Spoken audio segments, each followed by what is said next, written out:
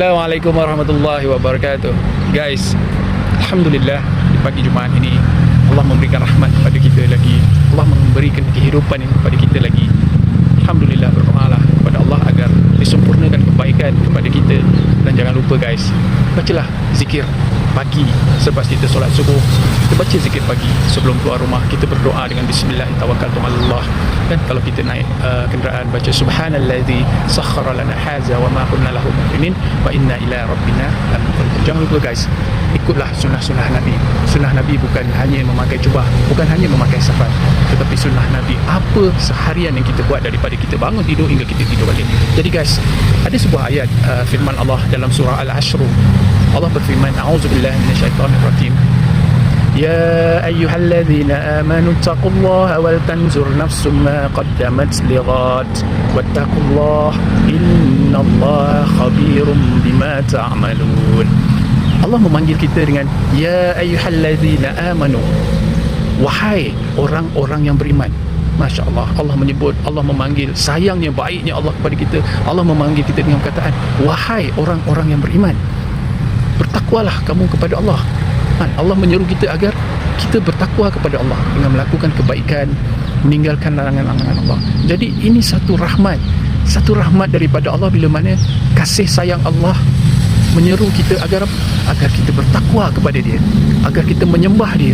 Tidak ada selain daripada Allah untuk kita sembah. Jadi inilah satu kasih sayang Allah, yang mana Allah memanggil kita supaya kita bertakwa kepada Dia. Jadi guys, untuk bertakwa, untuk kita meninggalkan larangannya dan melakukan perkara-perkara kebaikan yang dilakukan, kita harus faham apa yang mahu disampaikan, yakni memahami Al-Quran itu sendiri. Jadi guys, memahami Al-Quran itu sendiri adalah satu rahmat Allah. Kerana cuba kita fikirkan secara logik, ada tak perkara-perkara di dalam kehidupan kita, seharian kita, daripada kita belajar dari kecil hinggalah kita dewasa ini, ada tak perkara yang kita tidak faham? Tapi ada satu perkara yang manusia tidak suka faham, dan satu-satunya perkara yang manusia tak nak faham, yakni Al-Quran. Jadi guys, ini rahmat Allah. Jika kita baca sahaja Al-Quran tapi kita tidak memahami Al-Quran, bagaimana ingin kita mendapat rahmat daripada Allah untuk memahami kata-kata Allah, untuk memahami apa yang Allah kehendaki di dalam Al-Quran.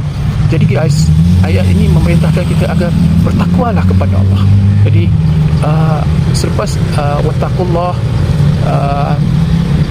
wal tanzur nafsum ma qaddamat lighad, Allah mengatakan lagi, apa yang kamu perhatikan di dalam kehidupan kamu, amalan kamu untuk kamu bawa di akhirat kelak. Apakah persiapan kita? Guys, Allah tanya kita guys, apakah persiapan kita untuk kita bawa ke akhirat, amalan kita kan?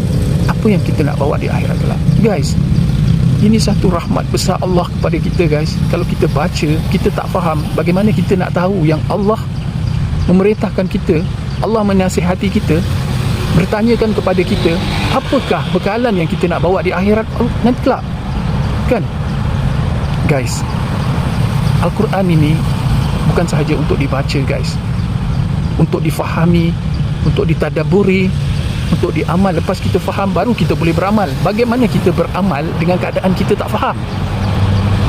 Guys, baca, faham, amal dan sebarkan. Jadi ayat ini guys sangat memberikan kita kesan yang mendalam jika kita faham. Kerana Allah memerintahkan kita, Allah menasihati kita, Allah bertanyakan kepada kita, apa persiapan kita untuk bekalan kita untuk bawa ke akhirat. Wattaqullah, bertakwalah kepada Allah.